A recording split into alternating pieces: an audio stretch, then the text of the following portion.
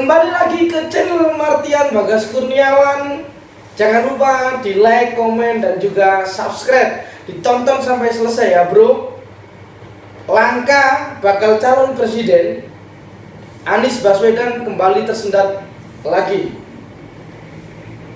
Nampaknya menuju tangga Istana Negara tidak begitu mudah digapai oleh bakal calon presiden Anies Baswedan. Pasalnya ini bukan lagi tentang partai koalisi yang kemarin sempat ramai, juga ada koalisi perubahan, yakni ada Demokrat, PKS, dan juga Nasdem. Pasal kali ini Anies Baswedan terseret oleh janji politiknya di tahun 2017 yang lalu.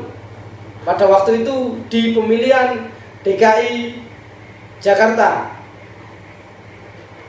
Anies Baswedan memiliki janji kepada Sandiaga Uno dan juga Pak Prabowo.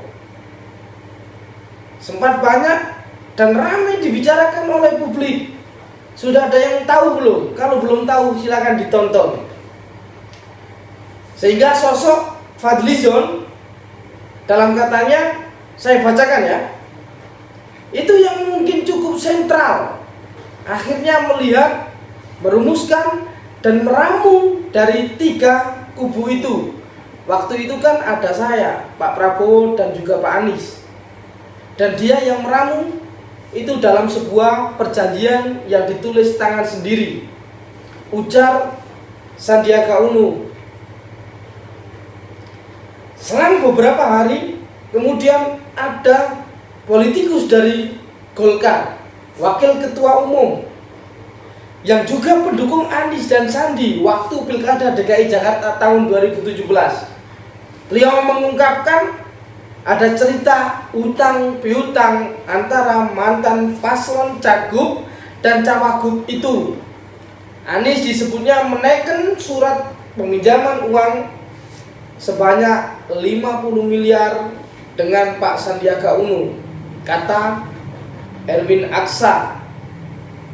Jadi istilahnya langkah Pak Anies ini sudah begitu bagus. Ada partai koalisinya juga sudah. Namun ini lagi-lagi kesulitan karena masalah lalu diungkap kembali oleh Pak Sandiaga Uno. Ternyata Pak Anies Baswedan punya hutang 50M. Itu dilakukan atau digunakan untuk kampanye pada DKI Jakarta tahun 2017 yang lalu. Intinya kalau tidak salah itu perjanjian utang piutang. Intinya kalau tidak salah perjanjian itu utang piutang. Ya pastinya yang punya duit meminjamkan yang tidak punya duit. Kira-kira begitulah. Ya siapa sih yang mau maju terus kemudian kalah? Pastinya harus pakai biaya dulu untuk memenangkan kontestasi pemilihan. Begitulah kira-kira Pak Anies dulu waktu nyalonkan di DKI Jakarta. Namun dibalik ini semua, sahabat-sahabat semua dimanapun panjenengan berada, dibalik ini semua Anies pun diberangkatkan oleh Pak Prabowo. Dengan perjanjian itu juga diungkapkan oleh Sandiaga Uno. Apa perjanjian yang bagaimana kalau Anies sudah maju di Pilgub DKI Jakarta, maka tidak akan nantinya maju di Pilpres tahun 2024 ini. Perjanjian itu pun diungkap oleh Sandiaga Uno. Diseruput dulu kopinya sahabat Martian dimanapun panjenengan berada. Ini bersama white coffee. Biar lebih hangat lagi suasana perbincangan kali ini.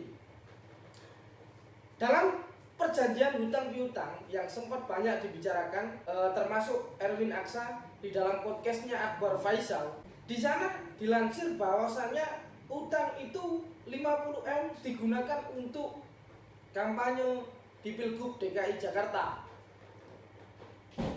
Hari ini seperti cinta lama bersemi kembali. Ini hutang lama bersemi kembali. Hutang itu ternyata belum dilunasi. Lah ngapain saja selama jadi Gubernur DKI Jakarta? Atau jangan-jangan Pak Anies ini berbuat baik sehingga tidak memanfaatkan uang negara untuk menyaurnya, atau bagaimana? 5 tahun sudah menjabat sebagai gubernur tapi belum bisa mengembalikan uang sebanyak 50M. Bagi kita mungkin itu uang yang ya lumayan lah, tapi bagi mereka kan tiada artinya uang 50 miliar itu, bahkan lebih-lebih, ya kan? Gimana terus kemudian kelanjutan Anies ke depan di dalam mencalonkan dirinya sebagai calon presiden Republik Indonesia ini, ketika terus disendat-sendat oleh banyaknya masalah di masa lampau? Coba tulis komentar di bawah ini dan saksikan video-video selanjutnya. Terima kasih.